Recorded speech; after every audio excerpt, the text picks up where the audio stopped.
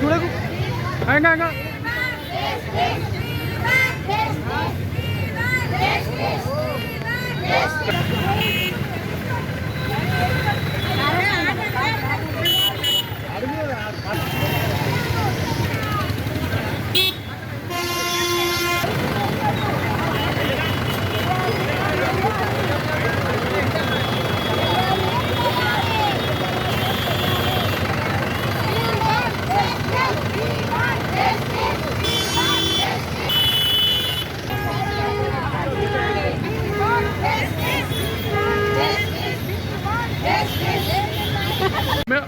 ఇట్లా పోయి అట్లా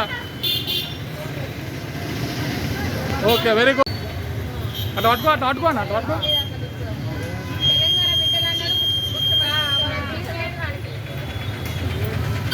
ఓకే రైట్ శుక్రియా ఎంత ముందు ఈ రోజున సమ్మెలో భాగంగా 11వ రోజు మరి యావత్తు తెలంగాణ స్టేట్ పరంగా కూడా సమ్మె కొనసాగింపులో మరి ఈ రోజున యాచన అనేది తీసుకోవడం అనేది జైత్యాల జిల్లా పక్షాన జరుగుతుంది. మరి అట్లాగే ఏదైతే చర్చలకు 2 సార్లు పెంచి కూడా ఏదైనా మిగతా ఇంకా మినహాయింపులు ఏదైనా ఉంటే చెప్పండి అని అంటే మాకు ఉన్నదే ఒకే ఒక విషయం 20 ఏళ్ళు పరంగా బాధిత జీవితాలు గడుపుకుంటూ ఉన్నాము. ఇంకా కూడా గ్రాఫిస్తామనో మరో విధంగానో అని చెప్తున్నారు. పసిపిల్లలు వేసుకొని రోడ్డు మీద మరి ఒక యాచన అనేది వేస్తున్నాము. నిరంతరము శ్రమించే ఒక 24 గంటల సర్వీస్లో 24 గంటలు పనిచేసే ఏఎన్ఎంలను ఒక కరోనాను రూపుమాపి మరి ఏదైతే 3వ స్థానంలో ప్రభుత్వాన్ని ముందుంచడంలో మేము ఇంత నిస్వార్థంగా దీక్షతో పనిచేసిన వాళ్ళని ఈ రోడ్డు మీద ఒక చిన్న పిల్లలు అనేది కూడా పట్టుకొని గర్భిణీలనేది కూడా చూడకుండా రోడ్డు మీద కూర్చుండే పరిస్థితిని ఈరోజు 11 రోజులుగా మేము చేస్తున్నా కూడా ఇంకా కూడా ప్రభుత్వం అనేది దృష్టి సారించకపోవడం శోచనీయం. అట్లాగే ఈ 16 నుండి మరో 16 నెల వచ్చే నెల 16 దాకా కూడా నిరంతరం మరి మేము సమ్మె బాటలోనే పయనించేందుకు 33 జిల్లాల వారీగా రేపటి రోజు ఒక కమిటీ పక్షాన నిర్ణయం అనేది తీసుకోబోతున్నాం. అట్లాగే ఏ యూనియన్స్ పరంగా అయితే ఉన్నాయో ఆ యూనియన్స్ అన్నీ కూడా ఒక విధి విధానాలుగా అందరు అక్క చెల్లెల్ని ముందుకు తీసుకొచ్చే పరిస్థితిగా తీసుకొచ్చి అందరికీ ఒకటే ధ్యేయం, ఒకటే మాట, ఒకటే ఎజెండా, ఓన్లీ ఫర్ డిక్లరేషన్ మాత్రమే.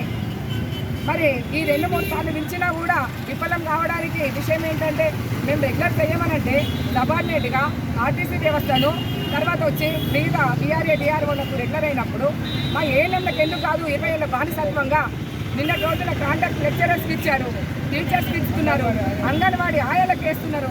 మరి ఒక 1000 పాపులేషన్కి ఒక అంగన్వాడీ టీచరు తర్వాత ఒక ఆశా వర్కర్గా పనిచేస్తే మేము 10,000 జనాభాకి ఒక ఏఎన్ఎంగా పనిచేయాలనే ప్రశ్న మేము ప్రభుత్వాన్ని ప్రశ్నిస్తున్నాం.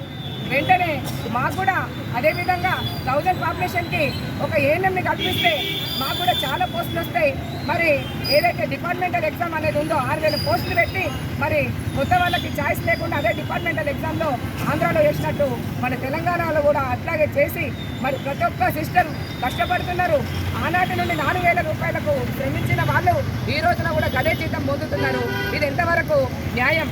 మరి కార్మిక విభాగాన రాజ్యాంగ హక్కులని ఏమైపోతున్నాయి? ఇంత చేస్తున్నాము, మా రక్తాన్ని చెమటగా మార్చి మేము నిరంతరం శ్రామికులా కష్టపడుతున్నా కూడా మరి ప్రభుత్వం మా మీద దృష్టి సాధించకపోవడం చాలా బాధాకరం. దీన్ని ఇంతవరకు కూడా అయ్యా నానా బాపు సీఎం గారు అని పిలిచి మరి మిమ్మల్ని దేహి అని ముష్టెత్తుకునే పరిస్థితికి ఈ రోజున బతుకుతున్నాము. అటువంటి విషయంలో మరి ఇంకా మమ్మల్ని చూడకపోవడము రోడ్డున పడుతున్నాయి మా జీవితాలు. ఆరోగ్య విభాగంలో మరి పసిపిల్లల బాలింతల మరి చనిపోయే వరకు పుట్టిన నుండి చనిపోయేంత వరకు జనన మరణాలని ప్రతి ఏఎన్ఎంగా లిఖించి రాస్తున్న చరిత్రలో మేము ఈరోజు ఏఎన్ఎంలుగా మాత్రమే ఉన్నాం. ఇకనైనా మీరు దృష్టి సారించి మాకు ఒకే ఒక ఎజెండా అంశాన్ని మీ ముందట ఇచ్చడం. మేము విరోధులం కాదు, విపత్తాలను దిగవేసే వాళ్ళం కాదు, మేము బందిపోవటం కాదు. ఓన్లీ మీ బిడ్డలం, మీ ఏఎన్ఎంలం రేపటి రోజున మళ్ళీ తిరిగి మన కుటుంబాల పరంగా అన్ని ఏవైతే కార్యక్రమాలుగా మీరు తీసుకొస్తున్నారో అటువంటి కార్యక్రమాలు కంటి వెలుగులు కావచ్చు, ఇంకా ఎన్సీడీ కావచ్చు, బీపీ షుగర్లకు కేసీఆర్ కిట్ కావచ్చు, అన్ని అమల్లోకి పనిచేసే నిరంతరం మీ బిడ్డలం, మీ ఏఎన్ఎంలం ఖచ్చితంగా మీరు ఒక మంచి వార్త వినిపిస్తారని ఆశతో ఎదురు చేస్తూ మిమ్మల్ని జేహి అని మేము అడుగుతున్నాం. మా కోసము మా రెగ్యులరైజేషన్ అనేది కల్పించి మరి మా 6000 స్ట్రెంత్కు ఏదైతే ఉందో ఖచ్చితంగా మీరు రెగ్యులరైజేషన్ కల్పించాలని చెప్పేసి ఈ రెగ్యులరేషన్ భిక్షని మేము అడుగుతున్నామయ్యా. మీరు మీ కనికరం చూపించి మాకు రెగ్యులరైజేషన్ చేస్తారని మేము ఆశిస్తూ